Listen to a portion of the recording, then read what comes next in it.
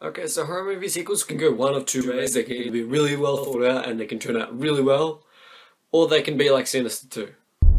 There are references to Bagul across all cultures. Some believe that it fed off of the corruption of innocence. Children, have you ever met the bogeyman before? So Sinister 2 is directed by Kieran Foy, I'm not sure I'm pronouncing that right, and it stars Shannon Sossaman, D'Artagnan Sloane, which is an awesome name, and Robert Daniel Sloane.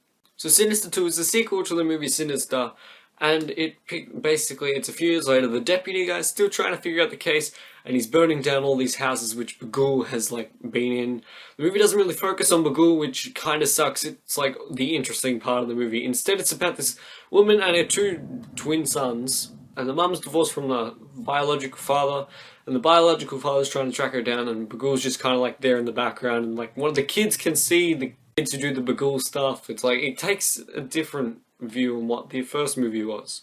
Alright, so the story didn't really focus on Bagul, which was an interesting part of the movie. It did get genuinely creepy when Bagul was on the screen. It actually was. The performances for everyone were actually kind of bad. I mean, the kids in this movie, they had like 8 kids actors, and they gave terrible performances. The direction was poor because one of the jobs of the direction is to give the actors a good performance. Is to get the best performance out of the actors, and they did that wrong. Like, I was hearing an interview, the director had to be sent to hospital because they had, like, one of the last shots they filmed was of a spider. And, like, the spider bit him, and they had to go to hospital and stuff. I'm just wondering, why do you have a venomous spider on a set? Especially when it's a scene only involving another child, and the spider's, like, this far away from the child. And the scene didn't even make any sense. The editing was also quite bad. You didn't really understand different parts of the story and stuff.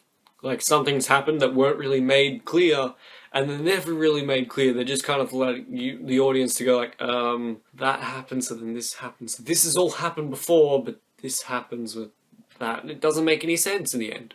Also, the videos where the kids kill the parents, like they had those in the first one, they were kind of creepy in the first ones. And now these ones are like violent, but they're so overly violent. They're violent for the sake of being violent. I mean, there's a video where a family is hung upside down above a river and the crocodiles are eating their heads. Like, it's not one clean grab and pull down. The crocodile goes up and it stays up. Like, there are families like being electrocuted. It's overly violent for the sake of being violent.